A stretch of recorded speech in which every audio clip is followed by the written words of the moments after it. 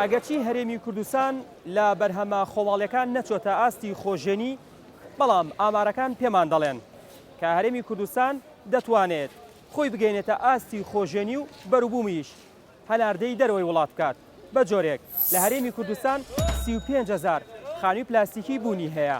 لەم ڕێژەیە لە 165 لە پارێزگای سلێمانیە، واتە نزیکەی 20,000 خانووی پلاستیکی لە پارێزگای سلێمانیە. هاوکات لە سلێمانی 450,000 تۆن سەوزە و میوە ساڵانە بەرهەم دێت. لە هەرێمی کوردستان بە جۆرێک ساڵانە 1 ملیۆن بەرهەمی گەنم هەیە. هاوکات نزیکەی 200,000 بەرهەمی ترێ هەیە. لەگەڵەوەشدا لە هەرێمی کوردستان ساڵانە نزیکەی 600,000 تۆن بەرهەمی هەنار هەیە. بەرهەمی مریشک لە هەرێمی کوردستان بە جۆرێکە کە ڕێژەکە بەرچاوبوونێکی خۆی یاخود ڕێژێکی باشی بەرهەمێنان لە هەرێمی کوردستاندا بوونی هەیە. بە جۆرێک لە هەرێمی کوردستان ڕێژەی بەرهەمێنانی مریشک ئاستەکەی بەرز بۆتەوە بۆ ڕێژەی لە 150 لە هەرێمی کوردستان یاواتە لە پارێزگای سلێمانی بەتایبەت نزیکەی 1,30,000 لیتر شیر بەرهەم دێت. بەرهەمە وەرزیەکان لە هەرێمی کوردستان بە ڕێژەیەکن، یاخود ساڵانە لە هەرێمی کوردستان لە وەرزە جیاوازەکاندا ڕێژەی بەرهەمێنانی بەروبوومی کشتتوکاڵی وەرزیەکان ڕێژەی لە 100 بەرهەم دەهێنرێت.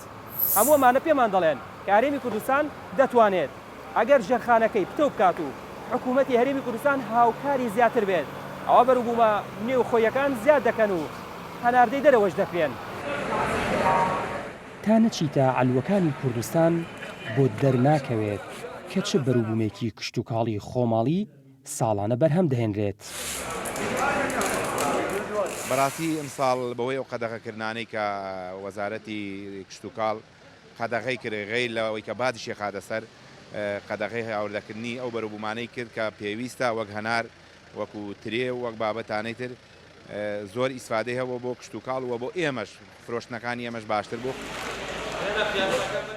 بەشێکی ئەو پێشکەوتنانی لەم بوارەدا هاتوونەتە پێش هۆکارەکەی ئەو چاکسازی و پلانانەیە کە وەزارەتی کشتتوکاڵ لە کابینەی نوێمی حکوومەتی کوردستان خستوونەتێکدا.